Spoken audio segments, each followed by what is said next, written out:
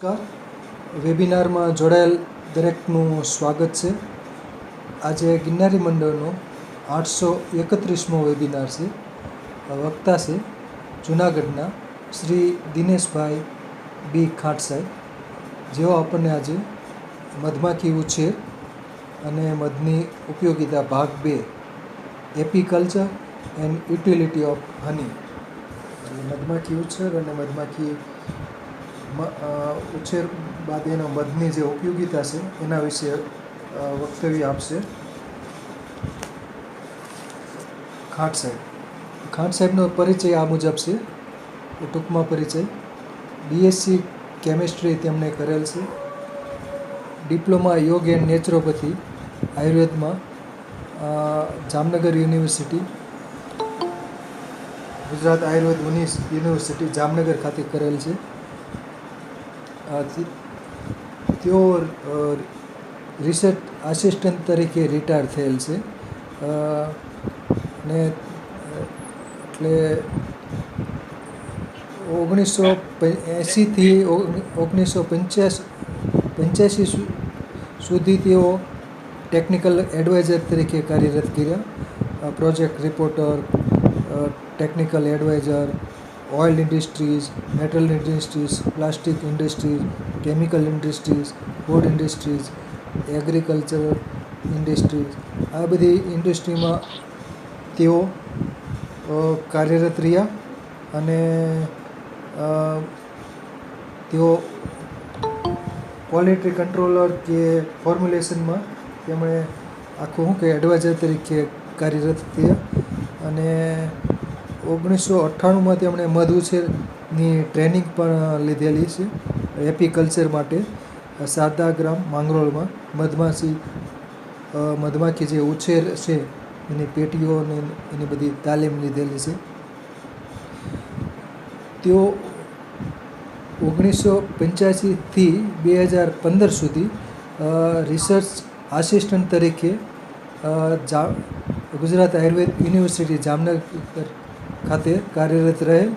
MD, PhD, D farm, બી farm, એમ ફાર્મમાં teaching અને analysis of drug કરેલ છે અને રિસર્ચ એનાલિસિસ એટલે કે એનાલિસિસ જે કેમિકલ એનાલિસિસ હોય, આયુર્વેદના જે ડ્રગ હોય એનું એનાલિસિસ કરવામાં એમનો મહત્ત્વનો ફાળો છે.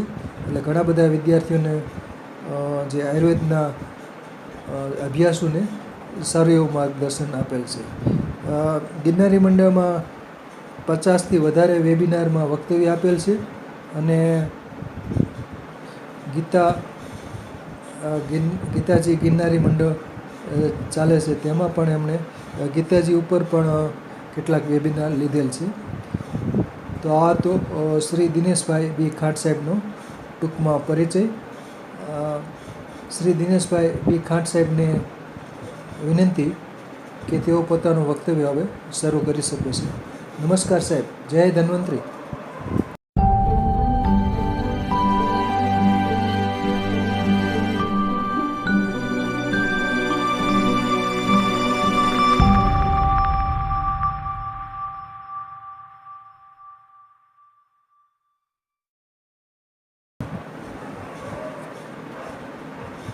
ખાંટ સાહેબ નમસ્કાર. જય ધન્વંતરી.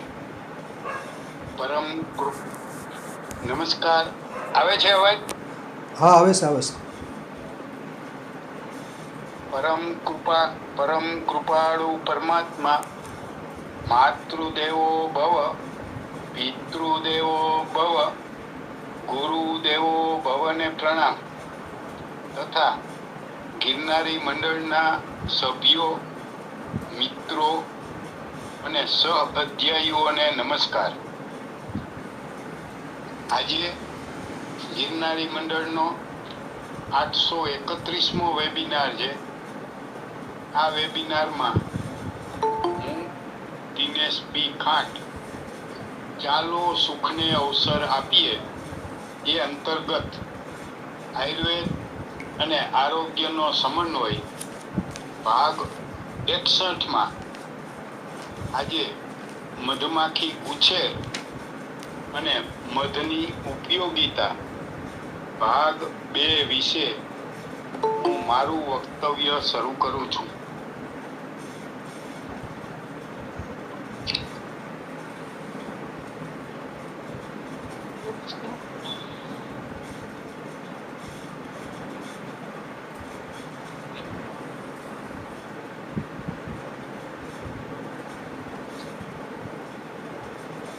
બોલો ખાટ સાહેબ. આપણે આ પહેલાના હાલો હા બોલો બોલો. આપણે આ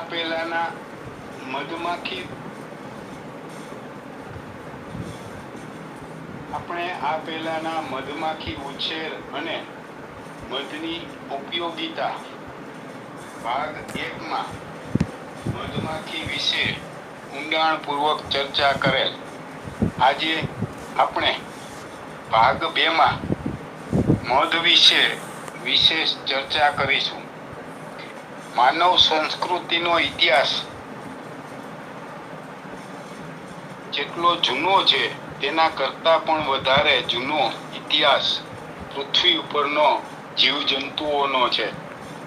આદિમાનવ અનુભવો અને નિરીક્ષણથી પોતાના જીવન માટે ઉપયોગી લાભ મેળવવા પ્રયત્ન કરતો, જેમાં મધમાખી અને મધ વિશેના કાર્યોથી પરિચિત હતો. આ માટેના આધારો આજે પણ જૂની ગુફાઓ, ભાતચિત્રો, ઇજિપ્તના પિરામિડો, ભારતમાં પંચમઢી જેવા અનેક પહાડોની ગુફાઓમાં ચિત્રો જોવા મળે છે.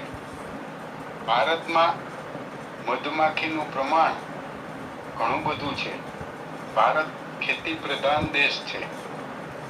હિમાલય, કાશ્મીરથી લઈ કન્યાકુમારી, દ્વારકાથી ગુજરાતથી લઈ આસામ સુધી સપાટ મેદાન અને જંગલોના વિસ્તારમાં અનેક પ્રકારના મધપુડાઓ કુદરતી રીતે જોવા મળે છે. આ ઉપરાંત ઉત્તરાખંડ, પંજાબ જેવા પ્રદેશોમાં મધ ઉછેરની ખેતીનો વિકાસ થયો છે.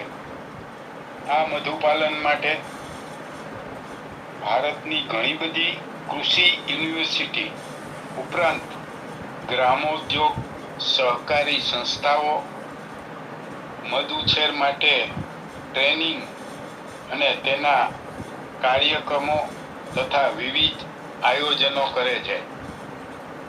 મધનું ઉત્પાદન મધમાખીની ઘણી બધી પ્રજાતિઓ દ્વારા બનાવવામાં આવતો મધુર અને સ્નિગ્ધ એટલે કે ચીકણો પદાર્થ છે. મધમાખીઓ પોતાની વસાહતોને પોષણ આપવા મધને સંગ્રહિત કરે છે.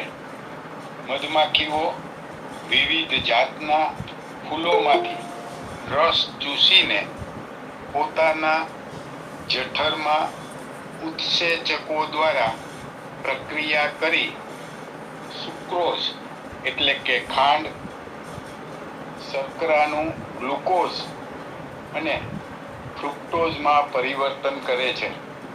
આ ઉપરાંત કાચા મધમાં પાણીનું પ્રમાણ 70 થી 80% હોય છે.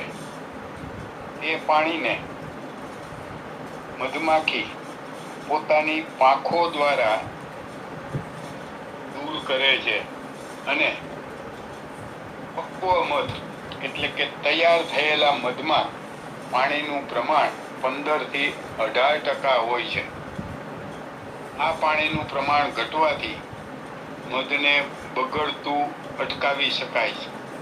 મધમાખીઓ આ મધની સાથે પરાગ, મીણ, રેઝિન, રોયલ જેવી અનેક વસ્તુઓ પદાર્થો બનાવે છે. મધમાખીનું કાર્ય મધપૂડો અને મધમાખીનું કાર્ય કરવા માટે મુખ્યત્વે 3 ભાગમાં 3 પ્રકારની મધમાખીઓ પોતાનું કાર્ય કરે છે. પેલું રાણી મધમાખી. આ રાણી મધમાખી પોતાના સહકાર્ય કરનારી કામદાર માખી અને નર માખી કરતા લગભગ આશરે 1.5 ગણી મોટી હોય છે. રાણી માખી તેના ઈંડામાંથી બહાર આવ્યા પછી આશરે 16 દિવસે ઘરની બહાર નીકળે છે. એટલે કે મધુપુડાની અંદર એનું જે ઘર હોય છે એ ઘરમાંથી 16 દિવસે નીકળે છે. આ પુખ્ત થયા પછી 6 દિવસ પછી ગર્ભધાન માટે સક્ષમ થાય છે. રાણી માખી ફક્ત એક જ વખત ગર્ભધાન કરે છે અને ઘણા સમય સુધી, લાંબા વખત સુધી ગર્ભધાન કર્યા પછી પણ એ દરરોજ હજારો ઈંડા મૂકે છે. નર માખી એટલે કે ડ્રોન બી કહેવામાં આવે છે. નર માખીની વસાહતમાં નરનું મહત્વ ફક્ત રાણીના ગર્ભધાન પૂરતું મર્યાદિત છે. રાણીના બિનગર્ભિત ઈંડામાંથી સંપૂર્ણ નર બનીને આશરે 24 દિવસે ઘરની બહાર આવે છે. આ નર મધમાખી કામદાર માખી કરતા કદમાં થોડી મોટી હોય છે. ત્યાર પછી કામદાર મધમાખી, જેને વર્કર બી કહેવામાં આવે છે. આ કામદાર મધમાખી સૌથી મહત્વની કાર્યકર્તા ગણાય છે. આ કામદાર મધમાખી ગર્ભધાન કરી શકતી નથી. આથી તેને કુંવારી મધમાખી પણ કહેવામાં આવે છે. આ કામદાર મધમાખી તેના ઈંડામાંથી લગભગ 21મા દિવસે ઘરની બહાર આવે છે. કામદાર મધમાખી તેના મસ્તિષ્ક ગ્રંથિમાંથી રોયલ જેલી જેવી એક પ્રવાહી પદાર્થ બહાર કાઢે છે. આ રોયલ જેલીનો રસ ફક્ત રાણી માખીના ખોરાક માટે જ વપરાય છે તથા બાળ એટલે કે ઈંડામાંથી, કોશેટામાંથી પ્રથમ જે ઈયળ સ્વરૂપે હોય ત્યાંના ખોરાક માટે થોડા સમય માટે રોયલ જેલીનો ઉપયોગ કરવામાં આવે છે. કામદાર મધમાખીના શરીરમાં 2 જઠર હોય છે. મધ જઠર, આ મધ જઠરમાં ફૂલોનો રસ ભેગો કરે છે. બીજું પાચન જઠર, આ પાચન જઠરમાં સુક્રોઝનું ગ્લુકોઝ અને ફ્રુક્ટોઝમાં ઉત્સેચક એટલે કે એન્ઝાઇમ દ્વારા પરિવર્તન કરે છે. કામદાર માખીના પેટમાં નીચેના ભાગમાં મીણ એટલે કે વેક્સ બનાવવાની તકતીઓ હોય છે. કામદાર માખીના પોતાના શરીરના પાછળના ભાગે તીક્ષ્ણ અવયવ કંટક પ્રકારનું હોય છે. આ કંટક દ્વારા પોતાનું રક્ષણ કરવા દુશ્મનોનો સામનો કરે છે અને ડંખ મારે છે. આ કંટક અંદરથી પોલો હોય છે, જેમાં formic acid, hydrochloric acid, orthophosphoric acid, histamine, sulphur જેવા અનેક તત્વો હોય છે. માખી જે જગ્યાએ ડંખ મારેલ હોય ત્યાં આ પ્રવાહી શરીર છોડે છે. આથી ત્યાં બળતરા અને દાહ થાય છે.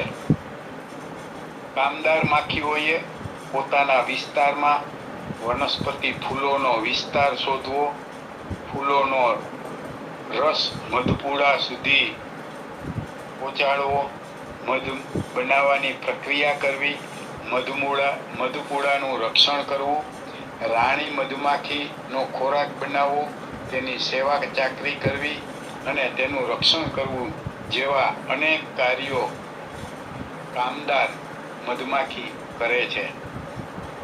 આથી આ કામદાર મધમાખીને શ્રમિક મધમાખી પણ કહેવામાં આવે છે.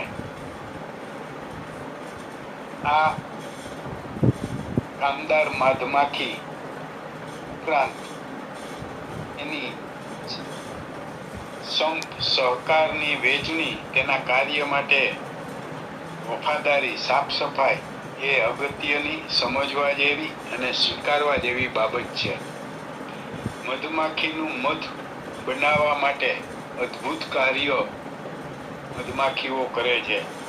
એક મધમાખી તેની જિંદગીમાં એટલે કે કામદાર મધમાખી પોતાના જીવનકાળ દરમિયાન 40 થી 50 ગ્રામ મધ બનાવે છે. 1 ગ્રામ મધ બનાવવા માટે મધમાખીઓએ આશરે 3 થી 4 લાખ ફૂલોમાંથી રસ મેળવવો પડે છે. એક મધમાખી તેના પેટમાં આશરે 30 થી 40 મિલીગ્રામ રસ ફૂલોમાંથી ચૂસી લાવે છે. મધમાખી પોતાને પ્રોટીનની જરૂરિયાતને પૂર્ણ કરવા માટે 3 થી 4 મિલીગ્રામ પરાગનો ઉપયોગ કરે છે. એક મધપુડામાં સામાન્ય રીતે 50,000 થી 1 લાખ કામદાર માખીઓ મધપુડાના પ્રમાણમાં હોય છે.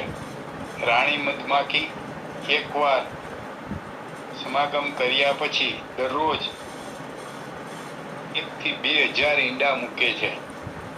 કામદાર એટલે શ્રમિક મધમાખીઓ પ્રજનન કરવા માટે અસમર્થ હોય છે. મધમાખી તેના મધપુડામાં પોતાની જાત પ્રમાણે 1 ચોરસ ઇંચમાં 60 થી 80 ખાના એક સરખા ષટકોણ રૂપે બનાવે છે. આ ખાનાની સાઈઝ જુદી જુદી મધમાખીઓની જાતો છે એના ઉપર એ નાના મોટા હોય છે, પણ આ જે ષટકોણ ખાના છે એ પણ એની કારીગરી અદ્ભુત છે. એક મધપુડામાં રાણી માખી એક જ હોય છે અને તેના રહેઠાણની જગ્યા મધપુડામાં હોય છે. મધમાખીને કારણે વનસ્પતિના ફૂલ છોડમાં પરાગનયનની ક્રિયા વધારે થવાથી વનસ્પતિમાં બીજ ઉત્પાદનમાં 20 થી 30% સુધી વધારો જોવા મળે છે. મધમાખી આશરે 1 કિલોમીટર સુધી પોતાનો ખોરાક મેળવવા જાય છે. કામદાર મધમાખીઓ ફૂલમાંથી રસ ચૂસે છે ત્યારે તે રસમાં આશરે 70 થી 80% પાણીનો ભાગ હોય છે. આ રસ પોતાની હોજરીમાં રાસાયણિક પ્રક્રિયા કર્યા પછી મધપુડામાં ષટકોણ આકારના ખાનામાં ભરે છે. ત્યારબાદ આ મધમાં રહેલ વધારાના પાણીને દૂર કરવા મધમાખી પોતાની પાંખો વીંજીને એટલે પાંખો ફફડાવીને તેની હવા દ્વારા પાણીનું બાષ્પીભવન કરે છે અને મધની સાચવણી માટે 15 થી 18% પાણીનું પ્રમાણ એ જાળવે છે. મધના અન્ય નામો જેમ કે ગુજરાતીમાં મધ છે, સંસ્કૃતમાં મધુ, હિન્દીમાં શહદ, અંગ્રેજીમાં હની, ઉર્દુ ફારસીમાં પણ શહદ, આ ઉપરાંત અસલુલ, નહલ, અકબીન જેવા નામો વપરાય છે. મધમાખીને દ્વારા બનાવેલ મધના મુખ્ય 2 પ્રકારો છે: મોનોફ્લોરલ મધ અને મલ્ટીફ્લોરલ મધ. મોનો એટલે એક અને ફ્લોરલ એટલે એક જાતના ફૂલો. એક જ જાતના ફૂલોમાંથી ઘણી વખત મધમાખીઓ દ્વારા રસ ચૂસી અને બનાવવામાં આવતું મધ મોનો એટલે એક જ મોનોફ્લોરલ કહેવાય છે. આ મોનોફ્લોરલ મધ ખાસ કરીને એક સરખી વનસ્પતિઓ કે ખેત ઉત્પાદનના વાવેતરો હોય, એટલે કે આશરે 5 કિલોમીટરથી વધારે વિસ્તારમાં એક સરખી વનસ્પતિ હોય ત્યાંથી મધમાખીને એક જ પ્રકારની વનસ્પતિમાંથી પોતાનો ખોરાક મળી રહે છે અને આ એક જ જાતની વનસ્પતિના ફૂલોમાંથી બનાવેલું મધ એટલે મોનોફ્લોરલ મધ કહેવાય. ત્યાર પછી મલ્ટીફ્લોરલ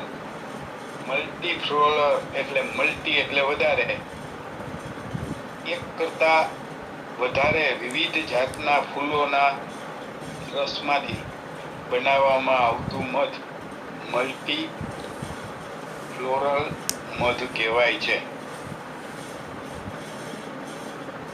ઘણા બધા વિસ્તારોમાં, ખાસ કરીને જંગલોમાં કે જુદી જુદી વનસ્પતિઓ હોય છે, એટલે એ જુદી જુદી વનસ્પતિના ફૂલમાંથી જે મધ બને છે એ મલ્ટીફ્લોરલ એટલે કે જંગલોમાંથી બનતું મોટે ભાગે મલ્ટીફ્લોરલ મધ હોય છે. મધમાખીની વિવિધ જાતો પ્રમાણે મધના પ્રકાર, જેમ કે માક્ષિક મધ, પીળા રંગની નાની માખીઓએ બનાવેલું અને તેલ જેવા રંગનું મધ માક્ષિક મધ કહેવામાં આવે છે. ગ્રામર મધ, ભમરાઓએ બનાવેલું અને સ્ફટિકમય જેવું નિર્મળ મધને ગ્રામર મધ કહેવામાં આવે છે. છૌદ્ર મધ, લાલાશ પડતા પીળા રંગની ઝીણી મધમાખીઓએ બનાવેલું મધ છૌદ્ર મધ કહેવામાં આવે છે. ભૌતિક મધ, મચ્છર જેવી અત્યંત ઝીણી, કાળી અને ડંખથી બહુ પીડા કરનારી માખીઓએ બનાવેલું મધ ભૌતિક મધ કહેવામાં આવે છે. છાત્ર મધ, હિમાલયના વનમાં પીળા રંગની મધમાખીઓ કે જેઓ છત્ર જેવા આકારના મધપુડા બનાવે છે તેનું મધ છાત્ર મધ કહેવાય છે.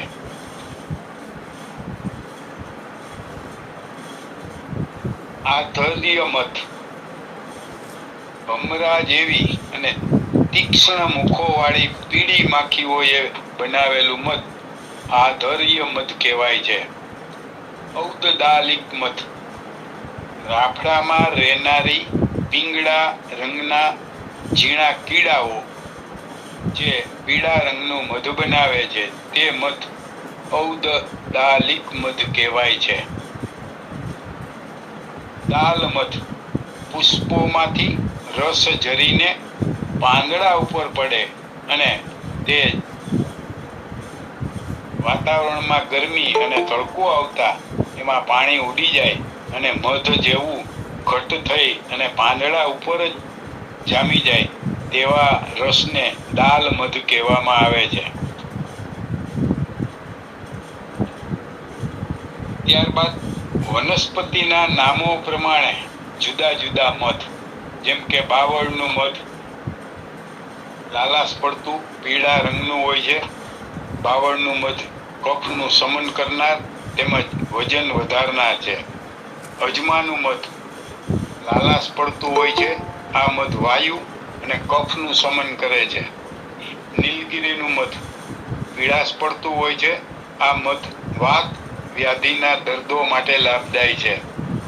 વડિયાળીનું મધ પીળાશ પડતું અને સફેદ આછા પીળા રંગનું હોય છે અને ખોરાકમાં રુચિ વધારે છે, ભૂખ લગાડે છે, અગ્નિ દીપન અને પાચનના ગુણો ધરાવે છે. કરંજનું મધ પીળાશ પડતા રંગનું હોય છે. આ મધ ચામડીના રોગો, કૃત્રિમ માથાના દુખાવાને દૂર કરે છે. જાંબુનું મધ પીળાશ પડતા પીળા રંગનું હોય છે. જાંબુનું મધ પેશાબના રોગો, પ્રમેહમાં લાભદાયી છે. શીશમનું મધ ઘેરા અંબર એટલે કે લાલ કલરનું ચળકતા રંગનું હોય છે. આ મધ શરીરની ગરમી દૂર કરવામાં ઉપયોગી થાય છે. રાઈનું મધ, આ મધ પીળા રંગનું હોય છે. આ મધ ભૂખ લગાડનાર અને કફનાશક ગુણો ધરાવે છે. લીમડાનું મધ, લીમડાના મધ ઘેરા અંબર લાલ ચળકતા રંગનું હોય છે. આ મધ ચામડીના વિકારો, કફ અને પિત્તના રોગોમાં ગુણકારી છે. ફાફડા થોરનું મધ, ફાફડા થોરનું મધ વધારે પીળાશવાળું અને લાંબા તાતણાઓ થાય એવું હોય છે અને એ વાયુના રોગમાં કામ કરે છે. બોરડીનું મધ લાલાશ પડતા પીળા રંગનું હોય છે અને એ કફના રોગોમાં ઉપયોગી થાય છે. મધની ઘરગથ્થુ પરખ. સુતરાઉ સફેદ કાપડ ઉપર થોડું મધ મૂકવામાં આવે તો કાપડ ઉપર ડાઘા ન પડે તો મધ ચોખ્ખું છે, અને જો કાપડ ઉપર ડાઘ પડે તો ખાંડની ચાસણી, ગોળની ચાસણી હોવાની શક્યતા છે. પણ ઘણી વખત રંગીન ફૂલોમાંથી મધમાખીઓએ ચૂસેલા રસ ના ડાઘ પણ પડતા હોય છે. બીજી પરીક્ષણ, કાચના પ્યાલામાં પાણી ભરી તેમાં થોડું ધીમેથી મધના ટીપા નાખવામાં આવે અને મધ નીચે બેસી જાય તો ખાંડની ચાસણીની ભેળસેળ નથી, પરંતુ મધ પાણીમાં ઓગળી જાય, પ્રસરી જાય તો ખાંડની ચાસણી હોવાની શક્યતા છે. ત્યાર પછી રોટલીના ટુકડા ઉપર મધ લગાવી કૂતરાને ખવડાવવામાં આવે તો ભેળસેળ વાળું મધ કૂતરાઓ ખાતા નથી. ત્યાર પછી એક કસનળી એટલે ટેસ્ટ ટ્યુબમાં થોડું મધ નાખી તેમાં થોડા ટીપા એસિટિક એસિડ નાખી તેને એસિટિક એસિડ ડાયલ્યુટ 25%નું, જેને વિનેગાર કહેવામાં આવે છે, એ નાખી અને કસનળીને ધીમેથી મિક્સ કરવામાં આવે તો કસનળીમાં ફીણ ન વળે તો મધમાં ભેળસેળ નથી. જો ફીણ વળે તો મધમાં ભેળસેળ હોવાની શક્યતા છે. પણ ઘણી વખત સેપોનિન વાળી વનસ્પતિઓના ફૂલ માંથી મધ બનાવેલું હોય તો એમનેમ આ કેમિકલ નાખ્યા વગર જો કસનળીમાં કરીએ તો ફીણ વળતા હોય છે, પણ એ ભેળસેળની નિશાની નથી. મધમાં રૂની વાટ બોળીને તેને સળગાવવામાં આવે ત્યારે તળતળ અવાજ આવે તો મધમાં ભેળસેળ હોવાની શક્યતા છે. આ મધની પરખ માટેની રીતો સંપૂર્ણ વિશ્વાસપાત્ર નથી, પરંતુ પહેલાના જમાનામાં ભેળસેળ કરવાની રીતો એટલે કે નુસ્ખાઓ ઓછા હતા, એટલે આ ઘરગથ્થુ પરખની જુદી જુદી રીતો સાચા મધને પરીક્ષણ થઈ શકતું. પણ અત્યારે વિજ્ઞાનના જમાનામાં અને મીડિયા અને એટલા બધા રસાયણોનો ઉપયોગ કરવામાં આવે છે કે જે આ ઘરગથ્થુ પદ્ધતિથી સાચા ખોટા મધને પારખવા મુશ્કેલ છે. મધની પરખ માટે ભૌતિક ગુણધર્મો, આ વૈજ્ઞાનિક ગુણધર્મો છે અને આ આપણે ઘણા ઉપયોગી થઈ શકે. જેમ કે મધની સ્નિગ્ધતા એટલે કે એની વિસ્કોસિટી કેટલી છે, વિશિષ્ટ ઘનતા એટલે પાણીના પ્રમાણમાં એની ઘનતા કેટલી છે, એટલે કે 1 લીટર મધ લેવામાં આવે તો એનું વજન કેટલું થાય, એને સ્પેસિફિક ગ્રેવિટી કહેવાય. એ લગભગ 1 કિલો અને 400 થી 500 ગ્રામ થાય 1 લીટર મધ. પછી વક્રીભાવના એમાંથી જે લાઇટ પાસ કરવામાં આવે, જેમ કે આપણે કાચ, સારી જાતના કાચમાંથી આરપાર લાઇટને આપણે ફેંકવામાં આવે તો એના સીધી લીટીમાં પ્રકાશ જાય. જેમાં પ્રકાશના કિરણો ત્રાંસા પડે તો એને વક્રીભવનાંક કહેવાય, અને એ રિફ્લેક્ટિવ ઇન્ડેક્સ એ લગભગ 1.4 થી 1.5 હોય છે. ત્યાર પછી એસિડિક કે આલ્કલી આંક, જેને આપણે પીએચ કહીએ છીએ, સ્ફટિકીકરણ એટલે એના ક્રિસ્ટલ થઈ જતા હોય, આથમીકરણ એટલે કે ફર્મેન્ટેશન, ઘણી વખત મધમાં આથો આવતો હોય, પછી રંગ પીળો અને લાલ કલર મુખ્ય હોય છે અને એના પ્રમાણ છે એમ માપી શકાય. પાણીનું પ્રમાણ માપી શકાય. ઘનતા, ડેન્સિટી 1 ml હોય તો એનું વજન કેટલું થાય એ. ત્યાર પછી તેમાં રાસાયણિક કેમિકલો કયા છે, જેમ કે પ્રોટીન તો એ લગભગ 0.3% જેટલા હોય છે. એમિનો એસિડ 0.1% હોય છે. સુક્રોઝ એટલે ખાંડનું પ્રમાણ 2% જેટલું હોય છે. ફ્રુક્ટોઝ 38% જેટલું હોય છે. ગ્લુકોઝ આશરે 31% જેટલું હોય છે. માલ્ટોઝ 7% જેટલું હોય છે. અને ટોટલ કાર્બોહાઈડ્રેટ આશરે 80% હોય છે. ત્યાર પછી vitamin B1, vitamin B2, vitamin B3, vitamin B6, vitamin C, આ જુદા જુદા વિટામિનો જોવા મળે છે. ત્યારબાદ મધ વિશે ખૂબ જ અગત્યની બાબત યાદ રાખવા જેવી છે, જરૂરી છે. મધ એ કુદરતી જૈવિક ઉત્પાદક વસ્તુ છે.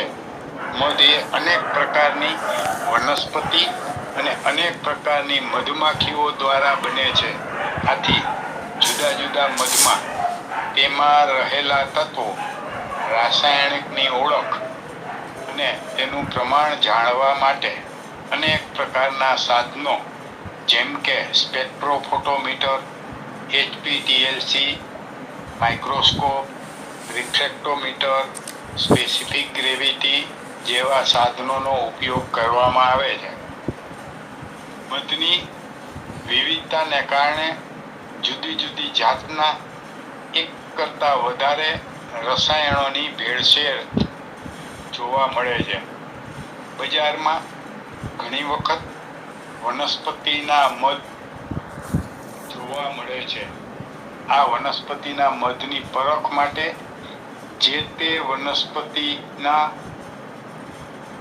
પરાગરજથી ઓળખી શકાય છે, પરંતુ ઘણી વખત મધમાં અલગથી બહારથી પરાગરજ ઉમેરવામાં આવે છે, અને જેમ કે લીમડાની પરાગરજ ઉમેરવામાં આવે અને એ મધ લીમડાનું છે એમ કરીને બજારમાં ઘણી વખત વેચાતા મળે છે.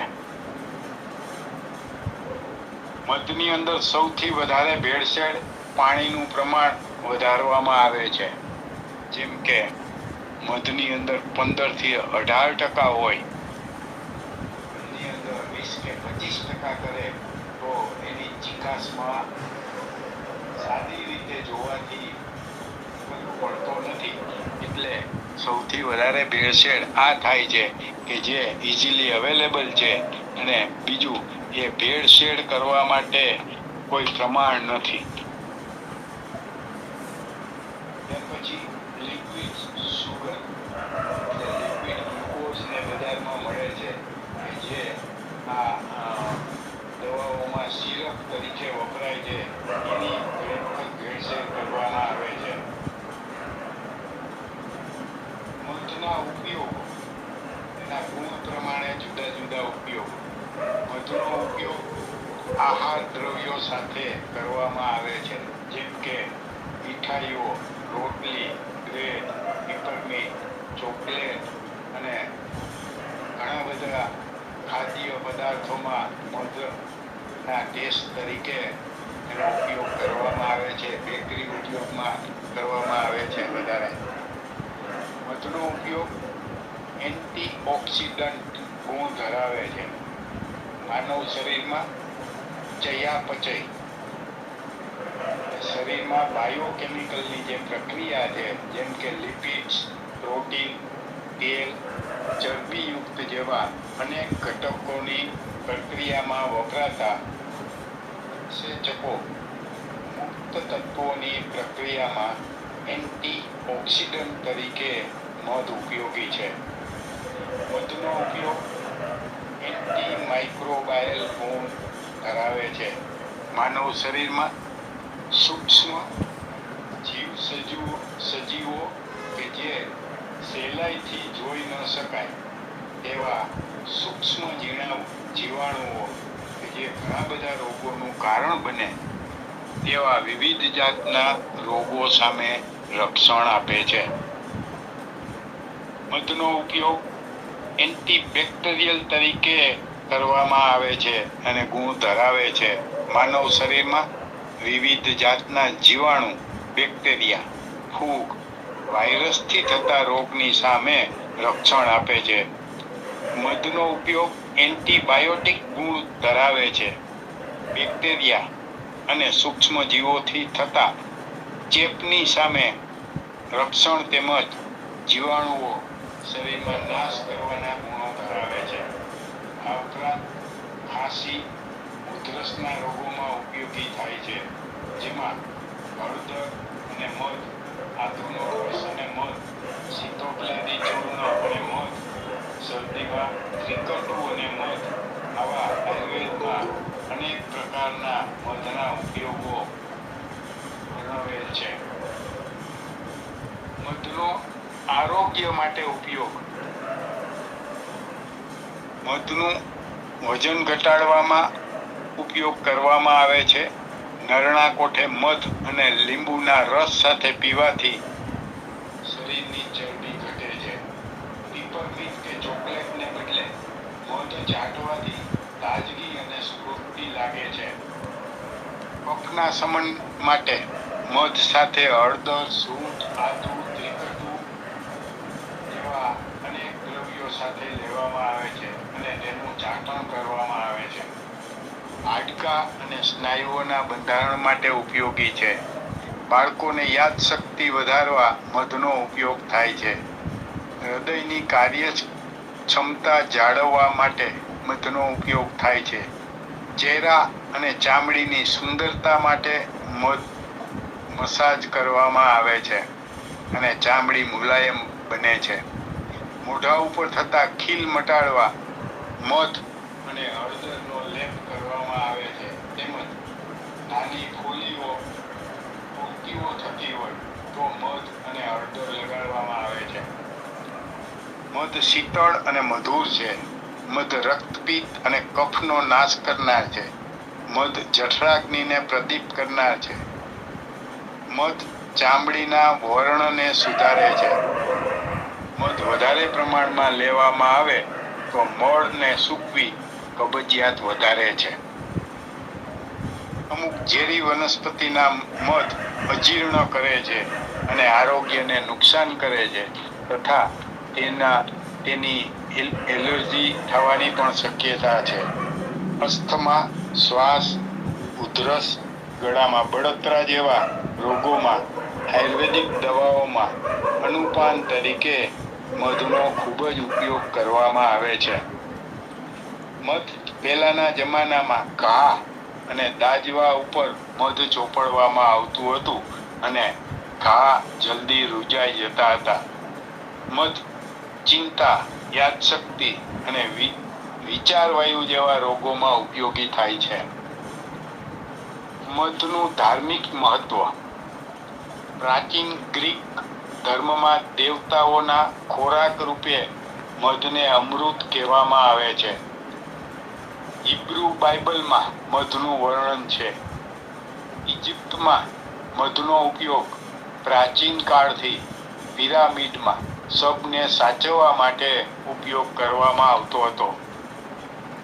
યહૂદીઓ નવા વર્ષને દિવસે પરંપરાગત મધને સુકન ગણે છે અને શુભેચ્છા રૂપે મધની આપ-લે કરે છે અથવા ખવડાવે છે. ખ્રિસ્તીઓ નામકરણ સમારોહમાં મધનો ઉપયોગ કરે છે.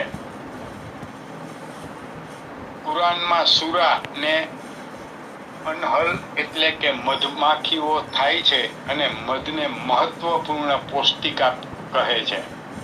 હિન્દુ ધર્મમાં અનેક વિધિ વિધાનમાં, ધાર્મિક ક્રિયાઓમાં ભગવાનના અભિષેક તેમજ પ્રસાદી રૂપે પંચામૃત તથા ગળથુલીની અંદર મધ નાના જન્મેલા બાળકને આપવાનો રિવાજ છે.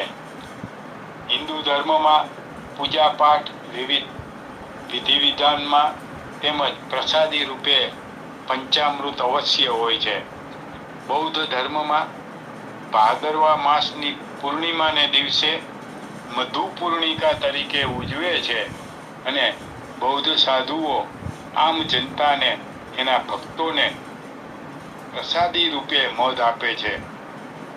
હિન્દુ ધર્મમાં ભગવાનની પૂજા વિધિમાં પંચામૃતોનો અભિષેક કરવાનું મહત્વ છે. જુદા જુદા ધર્મમાં વિધિ વિધાનમાં મધ સાથે અનેક ઉપયોગો કરવામાં આવે છે. પ્રાચીન કાળથી હજારો વર્ષોથી આદિમાનવ મધનો ઉપયોગ કરતો આવ્યો છે. આપણા વૈદિક પુરાણિક ગ્રંથો, વેદ તેમજ આયુર્વેદ ગ્રંથોમાં મધનું વ્યાપક વર્ણન જોવા મળે છે. ત્યાર પછી મધની બાય પ્રોડક્ટ એટલે કે મીણ. મધમાખીના શરીરમાં, ઉદરમાં મીણ ગ્રંથિ આવેલી હોય છે. આ મીણ ગ્રંથિમાંથી મીણ તેના મુખાંગોમાંથી બહાર કાઢે છે. આ મીણ મધપૂડા બનાવવામાં મધમાખીઓ ઉપયોગ કરે છે. મીણ મધપૂડાના નિર્માણ માટે તેના રહેઠાણની દિવાલો અને ઠંડી ગરમીથી બચવા માટે મધનો ઉપયોગ કરે છે. મીણમાં મુખ્યત્વે એસ્ટર એટલે કાર્બનિક અને અકાર્બનિક પદાર્થોની શૃંખલા, જુદા જુદા એસ્ટર હોય છે. તે બધા એસ્ટર મળીને આશરે બીજવેક્સમાં એટલે કે મધમાખીના મીણમાં 70% પ્રમાણ હોય છે. આ ઉપરાંત ફેટી એસિડ 10 થી 12% હોય છે. હાઇડ્રોકાર્બન આશરે 10 થી 14% હોય છે. 8 થી 10% અન્ય રસાયણો મધમાં જોવા મળે છે. મીણ આશરે 60 થી 70 અંશ સેન્ટીગ્રેડ ઉષ્ણતામાને પીગળતું નથી, એટલે મધપૂડાને વાતાવરણની ગરમીની અસર ઓછી થાય છે.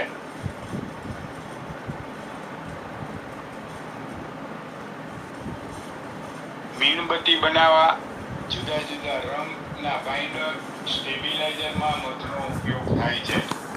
શૂ પોલિશ તેમજ અન્ય ફર્નિચરના પોલિશ, કોસ્મેટિક ની અંદર બીજવેક્સનો ઉપયોગ થાય છે. આ ઉપરાંત અમુક વસ્તુઓને વાતાવરણથી રક્ષણ મેળવવા માટે મધનું કોટિંગ કરવામાં આવે છે. સૌંદર્ય પ્રસાધનો, દવાઓ તેમજ રસાયણ ઉદ્યોગમાં મીણનો ખૂબ જ ઉપયોગ થાય છે.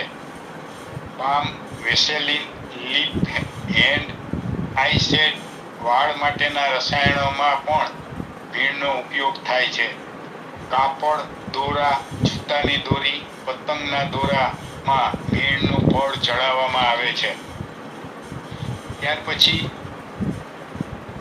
મધની સાથે નીકળતી રોયલ જેલી, આ ખૂબ જ અગત્યની વસ્તુ છે.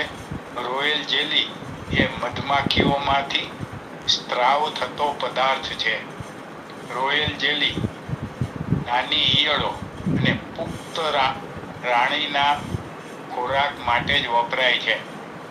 જ્યારે રાણી નબળી પડે ત્યારે બીજી રાણી બનાવવા માટે મધમાખીઓ ઈયળોને રોયલ જેલી ખવડાવે છે અને તે ઈયળને રાખી રાણી બનાવવા માટે સક્ષમ બનાવે છે. રોયલ જેલીમાં મુખ્યત્વે 60 થી 70% પાણી હોય છે, 10 થી 12% પ્રોટીન હોય છે, 10 થી 12% શર્કરા એટલે કે ગ્લુકોઝ ફ્રુક્ટોઝનું પ્રમાણ હોય છે, 5 થી 6% ફેટી એસિડ હોય છે, 2 થી 3% 10 હાઇડ્રોક્સી એસેનોઇક એસિડ હોય છે, તેમજ સૂક્ષ્મ તત્વો અને વિટામિન B5, 6 અને C જેવા રસાયણો જોવા મળે છે. રોયલ જેલીનો ઉપયોગ દવા તરીકે કરવામાં આવે છે.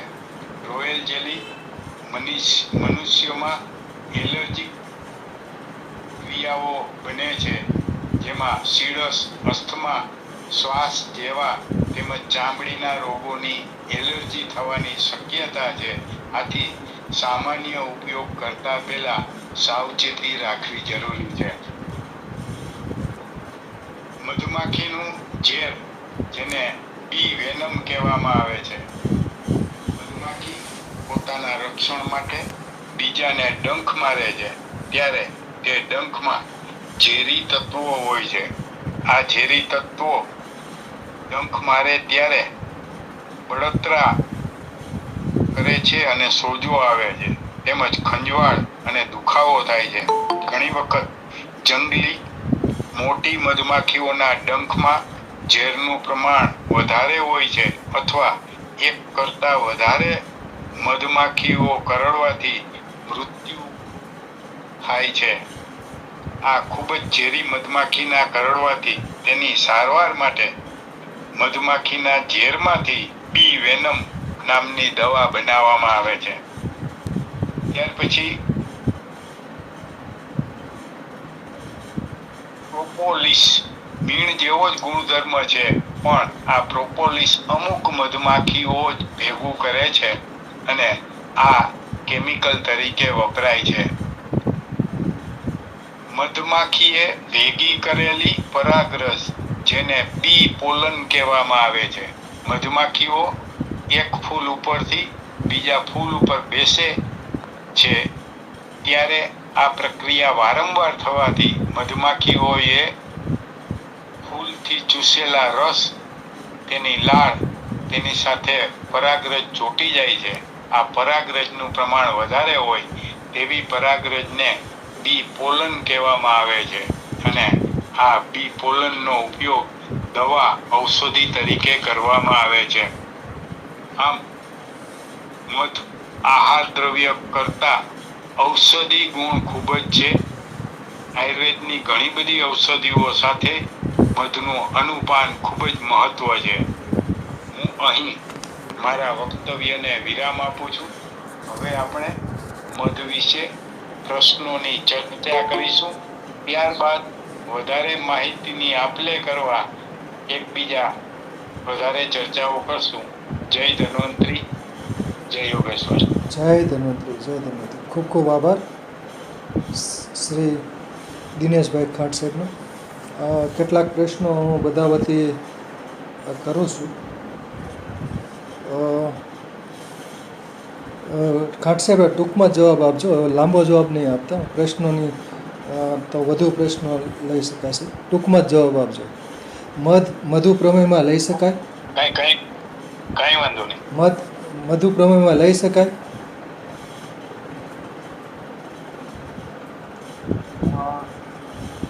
જનરલી લઈ નથી શકાતું, પણ મધુપ્રમેયની જે આયુર્વેદિક દવાઓ છે એના અનુપાન તરીકે વાપરવાના ઉલ્લેખો છે, પણ જોજો છે. બરાબર છે. મધમાં ભેળસેળ પકડવી કઈ રીતની પકડી શકાય?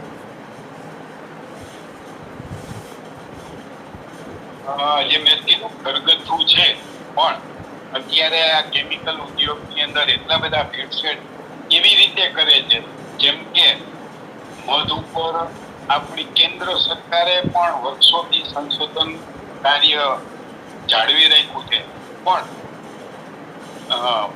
એક કરતા વધારે ફૂલોના મધ વધારે મળવાથી એની જે રેન્જ બને છે, દાખલા તરીકે આપણે એમ કહી કે આની અંદર સુક્રોઝ છે એ 10 થી 15% હોય, તો આ લોકો શું કરે કે જે મધની અંદર 10% છે એમાં એ 4% છે એ ખાંડ ભેળવી દે, જેથી કરીને એની રેન્જની અંદર આવે. ત્યાર પછી ઘણી વખત એવું હોય કે ઉનાળો ને એવું હોય, મધને કલેક્ટ કર્યા પછી એમાં પાણીનું પ્રમાણ ઘટી જાય, તો આ લોકો ખબર છે કે ભાઈ એની રેન્જ 18 થી 20% છે. તો કોઈનો અવાજ આવે છે?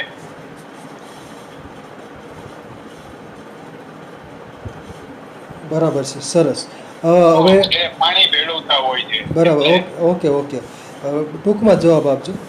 મધનો સ્વાદ આમ તો સામાન્ય રીતે ગળ્યો હોય છે, મધુર હોય છે, પણ જેમ કે અલગ અલગ પ્રકારનું મધ હોય, બાવળનું મધ હોય, કડવા લીમડાનું મધ હોય, એટલું જે શું કે મોનોફ્લોરલ હની હોય, બરાબર, તો એક જ પ્રકારનો વનસ્પતિઓનો પરાગરજમાંથી શું કે પુષ્પોમાંથી રસ ચૂસ્યો હોય, તો અલગ અલગ જે મધનો સ્વાદ છે એમાં ફરક હોય છે મોનોકલ્ચરમાં, મોનોફ્લોરલમાં.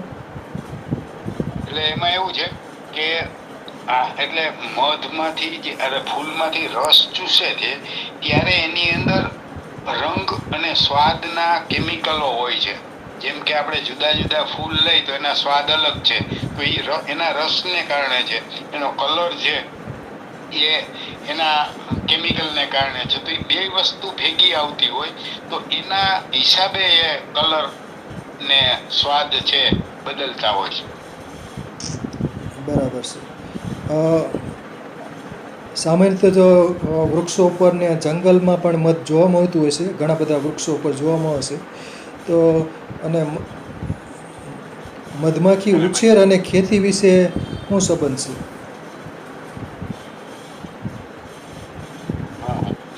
હવે એપીકલ્ચર એન્ડ ફાર્મિંગ. અત્યાર સુધી અને હજી આજે પણ જંગલ, એટલે અત્યારે પણ જે જંગલોની અંદર પરાગનયનની પ્રક્રિયાઓ છે એ મધમાખીનો રોલ ખૂબ જ મોટો છે.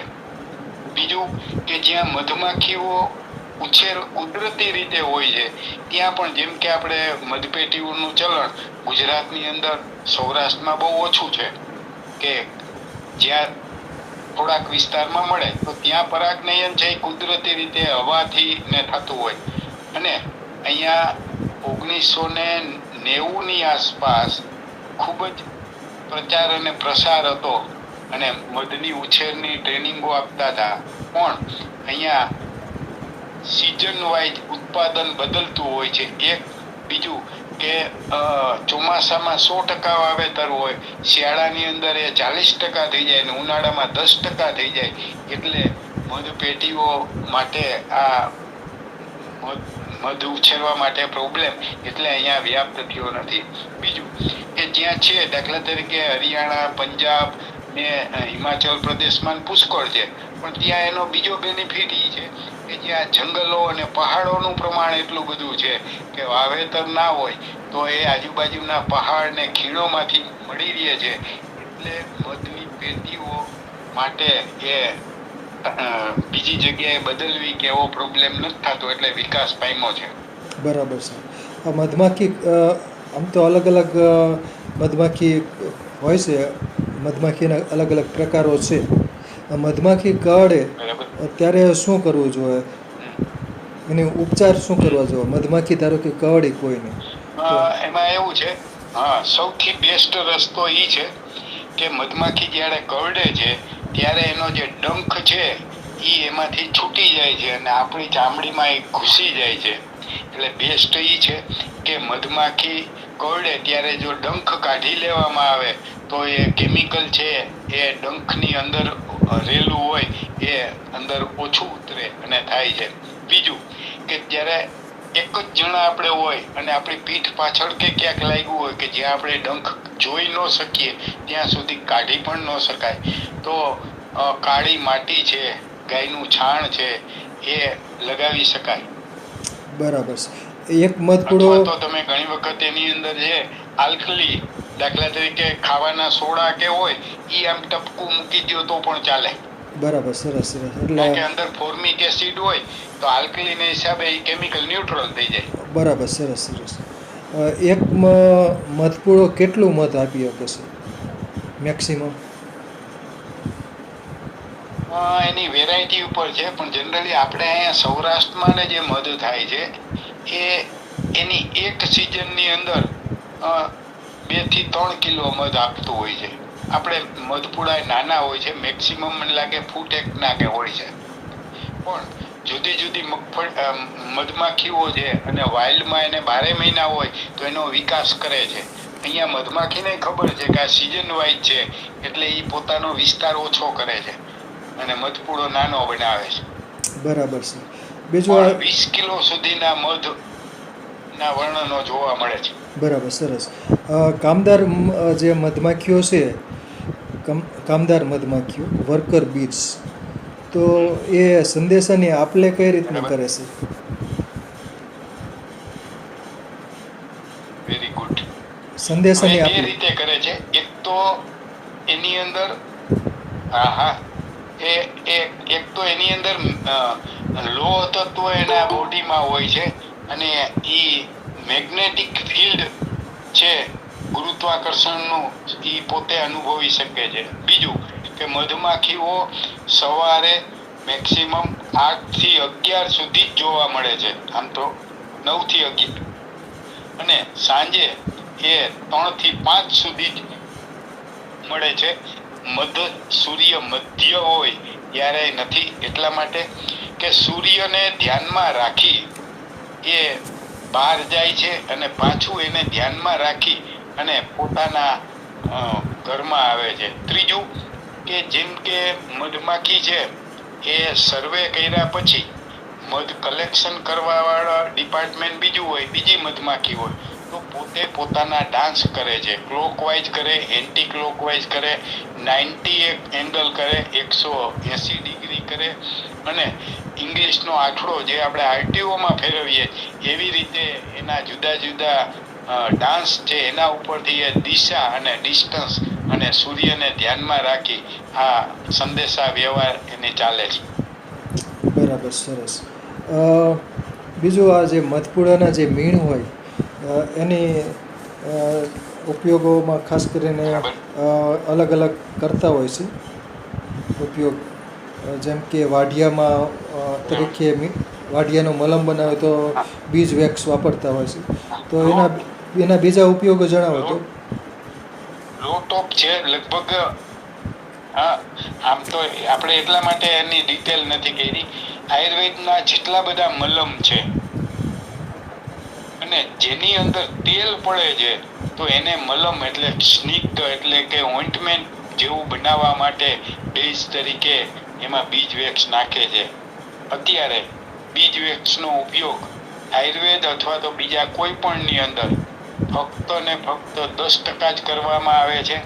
એની જગ્યાએ 90% ઉપયોગ અત્યારે જે પેરાફિન વેક્સ આવે છે, જે પેટ્રોલિયમ પ્રોડક્ટ છે, એ આપણું પેટ્રોલ, ડીઝલ ને કેરોસીન ને છે એમાં જે વેક્સ નીકળે, લિક્વિડ પેરાફિન ને એમાં પછી પેરાફિન વેક્સનો જ ઉપયોગ કરવામાં આવે છે.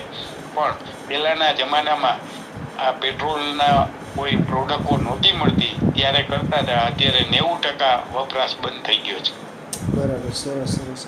બીજું જે પંચામૃત હોય છે એમાં મધનો ઉપયોગ થાય છે? બરાબર છે. હા, એમાં પંચામૃત. ગાયનું દૂધ, દહીં અને ઘી, સાકર અને મધ. બરાબર છે, સરસ સરસ. આ 5 દ્રવ્યોને પંચામૃત બીજું કહેવામાં આવે. બીજું આયુર્વેદમાં મધ અને ઘીને સમાન લેવાનું વિરોધ કર્યો છે, તો એનો ઉપાય આપો. મધ ને ઘી સમાન કેમ નહીં? હા, એમાં એવું છે હા, એટલા માટે કે ઘી છે એ પિત્તનું શમન કરે છે અને આ મધ છે એ કયું છે એ ખબર નથી. વાતનું પિત્તનું, કારણ કે એ વનસ્પતિ ઉપર આધાર છે, તો એ શમન કરવાને બદલે એનો જે ફાયદો મળવો જોઈએ એ ના મળે, એટલે એ પિત્તના શમન સિવાયના યોગો છે એની અંદર વપરાય છે. બીજું કે ફેટ, એટલે ઘી છે એ ફેટ છે અને આમાં કાર્બોહાઈડ્રેટ છે. કાર્બોહાઈડ્રેટ ને ફેટ એ સમાન ભાગે લગભગ ન હોય. જેમ કે આપણે મિષ્ટાન ને બનાવીએ છીએ તો એ ઘી કરતા ખાંડનું પ્રમાણ વધારે હોય છે. બરાબર છે. બીજું જે આમ તો અનુપાન તરીકે તો મધ વપરાતું જ હોય છે. બીજું મોંમાં ચાંદા પડી ગયા તો કેટલાક લોકો મધ લગાડવાનું કહે છે. જબરજસ્ત, બહુ. તો એના માટે હા હા હા, એનું કારણ છે. હા, મેં છેલ્લે મારા વક્તવ્યમાં હું બોલ્યો હતો કે ભાઈ પેલાના જમાનાની અંદર એ એન્ટીસેપ્ટિક તરીકે વાપરતા હતા. એટલે તમને કોઈ ઘા લાગ્યો હોય કે કઈ વસ્તુ લાગી હોય તો મધ લગાડતા હતા, અથવા મધ ને હળદર લગાડતા હતા. એટલે એન્ટીસેપ્ટિક ગુણ આની અંદર છે, એટલા માટે કે આની અંદર જે ફોસ્ફરિક એસિડ, ફોર્મિક એસિડ ને એ બધા જે છે એ જંતુઓ ને માઇક્રોબાયલ એક્ટિવિટી ધરાવે છે, એટલે જંતુઓને મારે છે અને દૂર રાખે છે. એટલે મોઢાની અંદર ચાંદા પડે તો કોટિંગ થઈ જાય, અને જે કોરોઝિવ હોય, જેમ કે કોઈ તીખાસ વાળું છે, ખારું છે, તો એ ચામડીને ટચ ન કરે, વચ્ચે કોટિંગ આવી જાય. બરાબર છે. મધમાં આપણે રાસાયણિક ઘટકો ઘણા બધા દેખાડ્યા, એટલે કે બોલ્યા. પ્રોટીન, તો પ્રોટીનનો એકમ તો એમિનો એસિડ છે. એટલે protein, sucrose, glucose, maltose, fructose, આ બધા ઘણા બધા. તો આ રાસાયણિક ઘટકોમાં મધ અલગ અલગ મધપૂડામાંથી મેળવો તો રાસાયણિક ઘટકોમાં પણ ફરક જોવા મળતો હોય છે. એનું વેરિએશન હોય છે ટકાવારીમાં. એટલે જ એની જ્યાં જ્યાં આપણા ગવર્મેન્ટ આ ટકાવારીમાં ઘણો બધો ફરક પડે, પણ મેઇન ફરક એ પડે કે આ દાખલા તરીકે આપણી પાસે ચારેય મધ છે. એ ચારેય મધની અંદર દરેક વસ્તુ સમાન છે એનાલિસિસ કર્યા પછી, પણ જો એમાં 15% વાળું 18% પાણી એડ કરવામાં આવે, 3%, તો ઓલી વેલ્યુ છે એ ડાયલ્યુટ થઈ જાય. એમ મધ જે છે કે આપણે મધપુડામાંથી કાઢીએ ત્યારે એ સંપૂર્ણ મધ છે એવું નક્કી નથી. દાખલા તરીકે મધમાખી હોય એનું મધ બનાવી લીધું, તો બનાવવાનું ચાલુ છે, ત્યાં 70% માંથી એ 18% પાણી લઈ આવે છે, એ પ્રક્રિયા ચાલુ છે. તો એવા મધની અંદર 25 કે 30% પાણીનું પ્રમાણ હોય તો આ વેલ્યુ ઘટી જાય. બરાબર છે. બીજું કેટલાક લોકો મધ આંખમાં પણ આંજતા હોય છે. તો આંખમાં આંજવાથી શું ફાયદો થાય છે? મધને આંખમાં આંજે છે, ચોખ્ખું મધ હોય તો આંખમાં આંજતા હોય છે.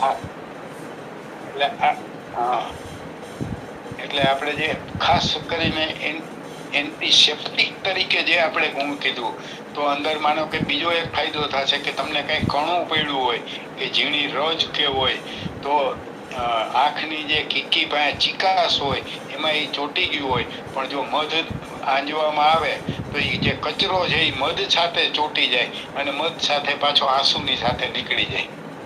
બરાબર છે. બીજું કેટલાક લોકો મધને શું કે શું કે પાણીને ગરમ કરી તેમાં લીંબુનો રસ અને મધ ઉમેરતા હોય છે. તો ગરમ પાણીમાં મધ ઉમેરી શકાય? મધ ગરમ પાણીમાં ઉમેરી શકાય? મધને ગરમ કરવાની મનાઈ છે. હા, એટલે આ મધને ગરમ કરવાની જ મનાઈ છે. મધને તમે ગરમ કરો અથવા ગરમ પાણીમાં નાખો તો અલ્ટિમેટલી તમે મધ છે એ ગરમ થવાનું જ છે. બીજું, મધને આયુર્વેદિક વનસ્પતિઓ સાથે છે, પણ આવા એસિડિક જ્યુસ સાથેના યોગો લગભગ મારા ધ્યાન પ્રમાણે જોવામાં નથી. એમ છતાં કદાચ ક્યાંય ખૂણે ખાચરે હોઈ શકે, પણ આ અનુભવ સિદ્ધ પ્રયોગોની અંદર આવા પ્રયોગો રિઝલ્ટ મળતા હોય છે, એટલે વ્યાપ્ત વધતો હોય છે. બરાબર છે. આદુનો રસ અને મધ મેળવીને કેટલાક લોકો સેવન કરતા હોય છે. આદુનો રસ એમાં મધ મેળવી અને સેવન કરતા હોય તો એના ફાયદા જણાવો. આદુનો રસ અને મધ. હા, એટલે આદુનો રસ અને મધ એ જે કફવાળી ખાંસી, શરદી કે હોય, નાકમાંથી પાણી પડતું હોય એવી વખતે આદુના રસનું છે. બીજું કે આદુમાંથી પણ રસ નીકળે છે, પણ સૂઠ કરતા એનું પ્રમાણ ઓછું હોય, કારણ કે સુકાઈ ગયેલની અંદર વધારે હોય, તો નાના બાળકોને પણ આ આદુનો રસ અને મધના ટીપા નાખી અને ચટાડવામાં છે. અને મોટા માણસો પણ વાપરતા હોય, પણ જનરલી મોટી ઉંમર હોય અને એને શરદી, કફ ને એવું હોય તો આપણે ત્રિકટુ ને મધનો ઉપયોગ કરવાનો રિવાજ વધારે છે, અને એ વધારે ફાયદો થાય. બાળક માટે એ હિતાવહ નથી. બરાબર છે. વધારે ડોઝ થઈ જાય. બરાબર છે. બીજું આપણે ત્રિકટુ છે, સિતોપલાદી છે, આ બધા જે અમુક અમુક ચૂર્ણ હોય છે એ મધમાં મિશ્ર કરીને અપાતા હોય છે, તો એનું કારણ જણાવો. બરાબર. હા, એમાં એવું છે કે એક તો મધનો ગુણ આપણે જોયો કે કફનાશક છે, બીજો એન્ટીઓક્સિડન્ટ છે. તો આ દવાઓ છે એ ચામડીની અંદર, એટલે આપણે ગળાની અંદર જે ઇન્ફેક્શન હોય તો મધને હિસાબે ચિકાસ હોય, અને દવા છે એ ચામડીના મેમ્બ્રેનને ઘસાતી ચોટતી જાય, તો અહીંયા માઇક્રોવાયલ જે ઇન્ફેક્શન હોય એના કોન્ટેક્ટ પીરિયડ વધારવાથી એ ફાયદો થાય છે. એટલે મધનો બેઝ અને પોતાનો ગુણ બંને ભાગ ભજવે છે. બરાબર છે. કેટલાક લોકો ચ્યવનપ્રાશ બનાવ્યું હોય તેમાં મધ પણ ઉમેરતા હોય છે, તો એનું કારણ શું?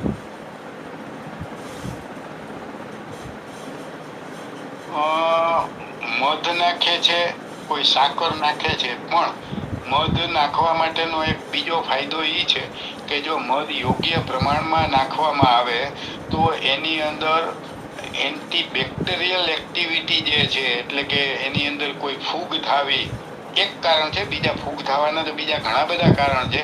પાણીનું પ્રમાણ હોય, મધ ભલે ગમે તેટલું હોય, પાણીનું પ્રમાણ વધારે હોય તો ફૂગ થાય, પણ આવા ફૂગ કે જીવાણુને કંટ્રોલ કરવા માટે જે મધની અંદર ફોર્મિક એસિડ ને ફોસ્ફરિક એસિડ ને જે ઈ પ્રિઝર્વેટિવ નું કામ કરે છે, અને એના ઔષધિ ગુણ છે, આવા બે ગુણ ભાગ ભજવે છે. બરાબર છે. બીજું આસવ અને અરિષ્ટ બનાવવા માટે મધ વપરાય છે?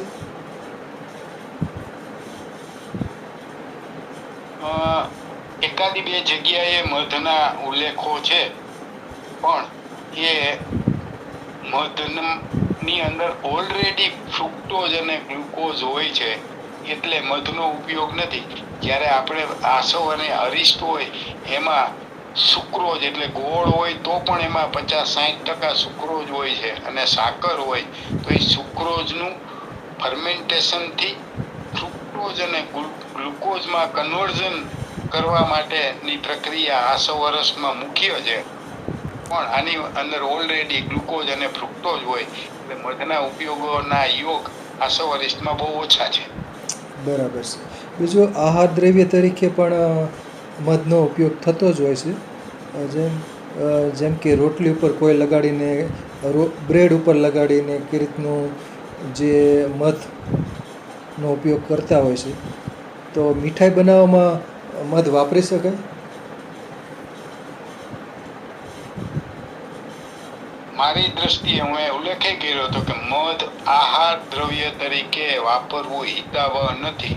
એનું પહેલું કારણ એક કે મધ છે એમાં ફૂલોના રસની સાથે પરાગરજો આવે છે, અને એ પરાગરજો છે એ એલર્જી ઉત્પન્ન કરવા માટેનું માધ્યમ બની શકે.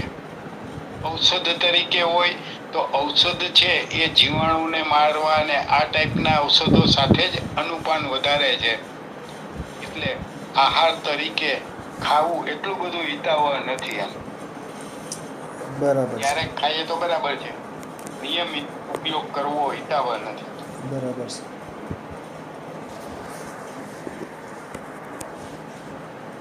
આમ તો ઘણા બધા જે મધ બોલ્યા, બાવળનું મધ, અજમાનું મધ, નીલગિરીનું મધ, અલગ અલગ જે વનસ્પતિઓની શું કે પુષ્પોમાંથી રસ ચૂસીને બનાવતા હોય. તો કડવા લીમડાનું મધ છે એ કયા કયા રોગોમાં ઉપયોગી થાય? કડવા લીમડાના પરાગ પુષ્પોનો રસ ચૂસીને સૌથી વધારે સૌથી વધારે ચામડીના રોગો અને એમાંય કુષ્ઠ એટલે કે સફેદ ડાઘ છે, સોરિયાસિસ છે. સોરિયાસિસની અંદર ઇન્ટરનલ અને ઉપર પણ લગાવવામાં ફાયદો થાય છે. ત્યાર પછી ખસ ને જે છે જેમાંથી પરવું નીકળતા હોય એની અંદર ઇન્ટરનલ ને એક્સટર્નલ પણ મધનો ઉપયોગ થાય છે. પણ મધનો એક્સટર્નલ ઉપયોગ કરવામાં આવે તો એની સાથે હળદર એવા બીજા ઘણા બધા દ્રવ્યો છે, મંજીષ્ઠાદિ ચૂર્ણ છે, એનો લેપ કરવાથી વધારે ફાયદો થાય છે. બરાબર છે. બીજું અમુક વનસ્પતિઓ શું કે તીખી હોય છે, તો તીખી વનસ્પતિઓનો રસ ચૂસતી હોય, જેમ કે અજમો છે એ તીખો હોય છે, તો તીખાશ મધમાં આવતી હોય છે. અજમો તીખો છે તો એવી નીલગિરી છે એ પણ ઉષ્ણ કે એનો અલગ પ્રકારનો સ્વાદ છે. તો આ રીતનું ગુણધર્મ આવતો હોય છે મધમાં, અજમાનો પુષ્પોમાં ચૂસતા હોય તો. હવે આયુર્વેદમાં કોઈ પણ ઔષધિ છે એના ગુણ પારખવાની બીજા કરતા ખૂબ જ સારી પદ્ધતિ બતાવેલી છે કે કોઈ પણ વસ્તુને તમે ખાઓ તો થોડીક વાર રાખ્યા પછી એટલે પેલો સ્વાદ જે લાગે એને પ્રધાન રસ કહેવામાં આવે છે. દાખલા તરીકે મધ છે, તમે એને એમને ગાલની અંદર કે જીભમાં ચગરતા રહેશો, નીચે ઉતારવાની એટલે ઉપર જ રહેવા દેશો તો થોડોક સમય પછી એનો જે પ્રધાન રસ ખલાસ થશે, ત્યાર પછી એનો અનુરસ છે એમાં એ અનુભવ એટલે વારંવાર આવા પ્રયોગો કરો તો તમે અનુરસને જોઈ શકાય. અને આ વિશ્વની અંદર સૌથી વધારે આવા પ્રધાન રસ અને અનુરસ, પ્રધાન રસ 5-10 અને અનુરસ 5-10 એટલે 5 જાતના રસ પારખવાની માઇક્રો સિસ્ટમ વિશ્વની અંદર, ભારતની લેડીજો છે આને કુદરતે આપેલું છે, સેન્સરી મેથડ કહેવાય. અને એ એક આંગળીથી આપણું શાક કે દાળ છે એ જીભને અડાડી એમાં ખારું, મીઠું, તીખું, કડવું એ બધા સ્વાદ તમને 30 સેકન્ડમાં કહે છે. તો આવા આપણા બેનો માતાજીને વંદન છે કે આ સેન્સરી મેથડ છે કુદરતી એને જાળવી રાખી છે. અસ્તુ. બરાબર છે. મધ બગડી શકે, શુદ્ધ મધ?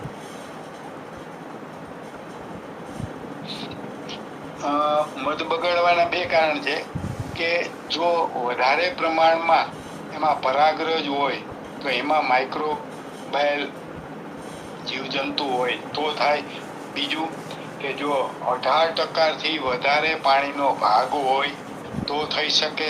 ત્રીજું કે એમાં જો મધમાખી હોય સુક્રોઝ માંથી ગ્લુકોઝ ફ્રુક્ટોઝ નું કન્વર્ઝન ઓછું કર્યું હોય, એટલે કે કાચું મધ હોય, એટલે કે એ 2% થી વધારે સુક્રોઝ નું પ્રમાણ હોય, અથવા 18% થી વધારે પાણીનું પ્રમાણ હોય, અથવા 50,000 પરાગ કણોથી વધારે હોય તો મધ બગડવાની શક્યતા છે.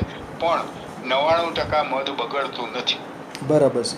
મધમાં ક્રિસ્ટલ કે સ્ફટિક થવા કે મધ જામી જવું એવું બની શકે? મધ જામી જાય કે મધમાં સ્ફટિક થાય? હા. હવે એ જે તમારો પેલો પ્રશ્ન હતો એનો જવાબ એનાથી રિવર્સ. જ્યારે પાણીનું પ્રમાણ 15 થી ઓછું થાય તો એ જામી જાય અથવા એના ક્રિસ્ટલ થાય. 2% થી વધારે શુગરનું પ્રમાણ થાય તો એના ક્રિસ્ટલ થાય અને એ જામી જાય. અને ફ્રુક્ટોઝ છે એ ટોટલ 70% થી જો ઘટી જાય તો એના ક્રિસ્ટલ થાય. બરાબર છે. આયુર્વેદમાં શું છે, મધને જૂનું હોય એવું કેટલાક લોકો જૂનું મધનો આગ્રહ રાખતા હોય છે. તો જૂનું મધ સારું કે નવું મધ સારું?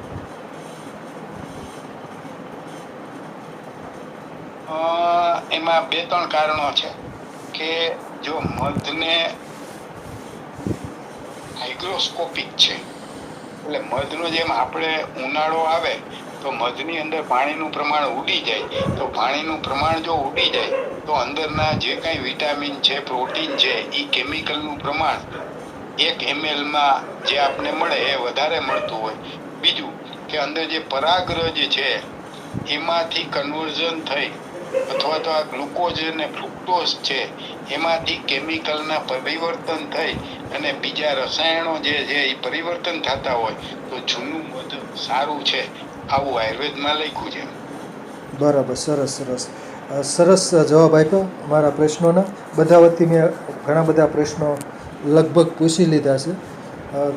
ખૂબ ખૂબ આભાર શ્રી દિનેશભાઈ બી ખાંટ સાહેબનું. સરસ રહ્યું વક્તવ્ય અને સરસ રીતે વિવિધ પ્રશ્નોના જવાબ પણ સરસ રીતે આપ્યા. ખૂબ ખૂબ આભાર.